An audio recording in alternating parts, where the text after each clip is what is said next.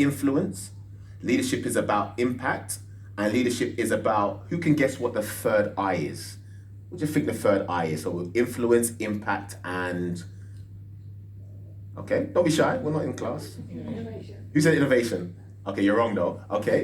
Yeah. Sorry. Okay. Innovation. So influence, impact, and... Invoicing. Well, I'll fit to my invoice later on. No. So leadership isn't about age, but rather leadership is about influence, impact, and actually inspiration. I know some of you said, I knew you didn't, because you didn't say it. So it's the three I's. So it's not about how old you are or how young you are. It's not about how long you've been in your organization or particularly your management level that you're at. Leadership action in 2020s is about influence, impact, and inspiration. So before we can influence, impact, and inspire, our other managers, our customers, definitely, employees, who's the first person we have to influence, impact, and inspire? Yourself.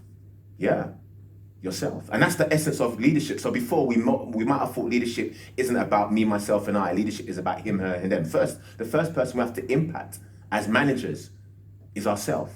So question, I'm gonna make it very interactive. I don't want to be just speaking for the next half an hour or the 25 minutes. Who doesn't see themselves as a leader? And there's no right or wrong answer. Who doesn't see themselves as a leader? Okay, so everyone sees themselves as a leader. Fantastic. What's your distinction as a leader? Can someone raise up their hand? What distinguishes you as a leader? And again, there's no right or wrong answers. What do you think distinguishes you? What's your defining distinction as a leader? Yes.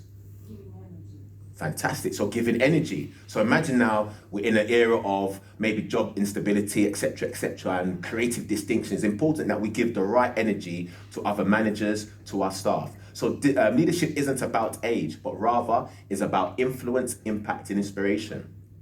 So distinction in leadership isn't a mindset. Distinction in leadership is a state of mind. So distinction in leadership isn't a mindset, it's actually a state of mind. So it's so important that we understand that, particularly maybe the culture that we come from, that we have a particular set mind. And that's good, that breeds success.